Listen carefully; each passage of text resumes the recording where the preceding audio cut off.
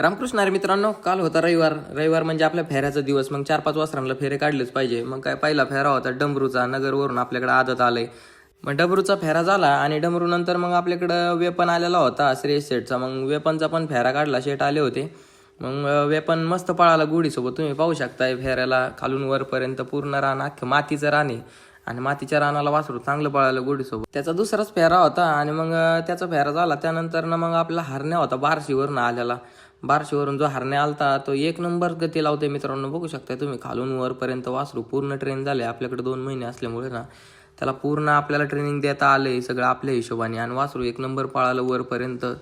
तुम्ही बघू शकता व्हिडिओमध्ये. पोरं अजिबात नव्हती, पण आपले हे सगळे भाऊ आहेत, सगळे चुलत भाऊ, सख्खे भाऊ, सगळे बारके पोर आहेत. जरी कोण नसले ही माझ्यासोबत असली मला काय याचं टेन्शन पण नाही. बरेच जण आले नाहीत मुद्दामून अडवणूक केल्यासारखे, पण काय विषय नाही. जरी हे बारकी पोरं असली तरी पण आम्ही सगळे करू शकतो एवढं. नंतर ना मी आपण फुरसुंगीचे जे आपले हारपळे आहेत पाहुणं, त्यांना मी हे वासरू घेऊन दिले माझ्या चॉईसने. इकायला आलं होतं त्यांनाच घ्या म्हणलं. वासरू 1 नंबर क्वालिटी पाळलं. तुम्ही पहिलाच फेरा वासराचा आहे, बघू शकता व्हिडिओमध्ये. त्यांचा अगदी आपल्या घरातल्या संबंधासारखा आपल्यावरती विश्वास आहे. मग त्याच विश्वासाने मी पण त्यांना चांगली वस्तू घेऊन दिली क्वालिटीमध्ये आणि त्या वस्तू त्यांनी आपल्याकडे सांभाळायला बनवायला ठेवली.